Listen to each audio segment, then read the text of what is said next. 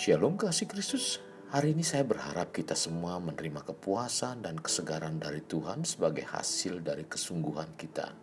Mari tetap melekat dalam Tuhan melalui renungan hari ini, agar firman Tuhan mengubahkan sikap kita untuk terus semakin subur dengan kemurahan hati. Kita berdoa. Bapa yang baik, terima kasih buat kesempatan dan waktu yang Tuhan berikan dalam kehidupan kami. Biarlah kami terus dipenuhi dengan kebenaran firman-Mu, sehingga masuk ke dalam hati kami dan membuat iman percaya kami memiliki kehidupan yang terus diubahkan dan terus diberikan hati yang penuh dengan kemurahan-Mu, Tuhan. Ini yang menjadi satu kerinduan kami, agar seluruh hidup kami dihiasi dengan kebenaran-kebenaran firman-Mu yang menyukakan Engkau, Tuhan. Ini doa kami dalam nama Tuhan Yesus. Amin. Melekat dalam Tuhan bertema murah hati, terdapat dalam Matius pasal 5 ayatnya yang ke-7. Berbahagialah orang yang murah hatinya, karena mereka akan beroleh kemurahan. Murah hati dalam Alkitab artinya perbuatan baik yang nyata, kelembutan dalam berlaku terhadap sesama, dan sikap penuh rahmat. Murah hati itu sama dengan royal alias suka bersedekah, tidak pelit dalam memberi. Itu memang bentuk dari murah hati. Tetapi murah hati tidak memberikan pengertian secara sempit yang berbicara hanya mengenai memberi dalam bentuk material saja. Artinya, sebuah kemurahan hati menyangkut banyak aspek dalam kehidupan dan interaksi antar manusia. Alkitab sangat jelas menunjukkan perbuatan yang mencerminkan murah hati, yaitu tidak berdiam diri ketika melihat dan membutuhkan pertolongan, tetapi mau terlibat karena tidak mau membiarkan, mudah mengampuni dan tidak mengungkit-ungkit. Orang yang murah hati akan senang jika bisa membantu orang lain, karena ia tidak memiliki agenda-agenda terselubung dan mengharapkan balas jasa, bahkan tidak menghitung untung rugi dalam menolong. Kemurahan hati merupakan sebuah karakter atau sikap yang harus hidup dan bertumbuh subur dalam diri kita. Mengapa orang yang mengaku dirinya pengikut Kristus masih saja sulit untuk bermurah hati, padahal Tuhan sendiri telah menaruh belas kasihan?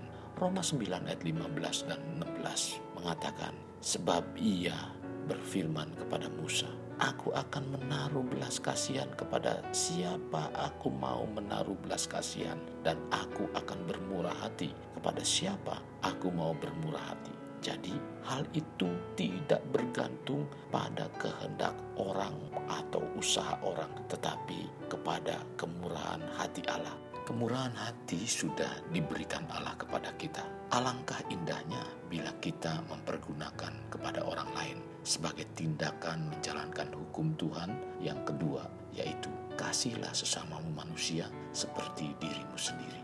Kemurahan hati bukanlah soal mampu atau tidak, tetapi berkaitan dengan seperti apa bentuk dan isi hati kita dan siapa diri kita. Itulah yang dinamakan kemurahan hati. Kalau kita mengaku sebagai anak Allah, di mana Allah adalah Bapa kita, selayaknya kita sebagai anaknya memiliki murah hati seperti Bapa. Dalam Lukas 6 ayat 36 berkata, hendaklah kamu murah hati, sama seperti Bapamu adalah murah hati. Kalau kita menyadari betapa besar, banyak, dan tak terbatasnya kemurahan hati Tuhan atas kita, sudah seharusnya kita pun mencerminkan sikap hati yang sama dengan Bapa. Kasih Kristus, sesungguhnya murah hati adalah suatu wujud dari sikap hati kita. Dalam 1 Korintus 13 ayat 4, kasih itu sabar, kasih itu murah hati, ia tidak cemburu, ia tidak memegahkan diri dan tidak sombong. Bagaimana mungkin kita mengaku memiliki kasih, mengaku sebagai anak Allah, tetapi kita tidak melakukan apa-apa secara nyata dan hanya mulut saja yang berkata kasihan pada orang lain? Seharusnya tidak berhenti hanya sampai dengan perkataan, bukan juga sebatas di bibir atau lidah saja, tetapi haruslah lewat perbuatan-perbuatan yang dilakukan atau diaplikasikan secara nyata dan berakar dalam kebenaran. Dalam 1 Yohanes 3 ayat 18 mengatakan, anak-anakku, marilah kita mengasihi bukan dengan perkataan atau dengan lidah, tetapi dengan perbuatan dan dalam kebenaran. Seperti halnya Bapa di surga mengasihi semua orang dengan sempurna, seperti itu pula kita dituntut untuk berlaku, membantu, memberi tanpa pamrih, tergerak dan terpanggil untuk melakukan sesuatu secara nyata, bukan karena mengharap imbalan atau memiliki tujuan tersembunyi di belakangnya, tetapi murni karena belas kasihan, sebuah kemurahan hati yang didasari kasih, bukan sembarang kasih, tetapi seperti kasih Allah yang tinggal diam dalam diri kita. Jadi murah hati adalah salah satu wujud dari hidup kita yang berkenan pada Allah. Kekasih Kristus, jadikan hidup kita untuk lebih bermakna. Membangun pribadi bermakna dimulai dari pribadi kita. Kita berdoa. Bapa yang baik, terima kasih buat firman Tuhan hari ini mengajarkan kami supaya kami memiliki hati yang penuh dengan kemurahan. Karena disitulah Tuhan akan memberikan kemurahan. Tuhan akan mencurahkan kemurahan demi kemurahan dalam kehidupan kami. Terima kasih Tuhan Yesus. Biarlah terus kami dilingkupi oleh kemurahan Tuhan. Ini doa kami dalam nama Tuhan Yesus. Amin. Kasih Kristus, mari kita akhiri dengan mengendahkan kedua tangan kita. Terimalah anugerah berkat dari Allah Bapa, kasih sayang daripada Yesus Kristus, dan persekutuan dengan Roh Kudus yang mencurahkan berkat secara rohani, berkat secara jasmani, dan berkat secara ekonomi, di mana berkat Abraham, berkat Ishak, dan berkat Yakub dicurahkan dan dilimpahkan dari saat sekarang sampai Maranatha tiba, dalam nama Tuhan Yesus. Amin.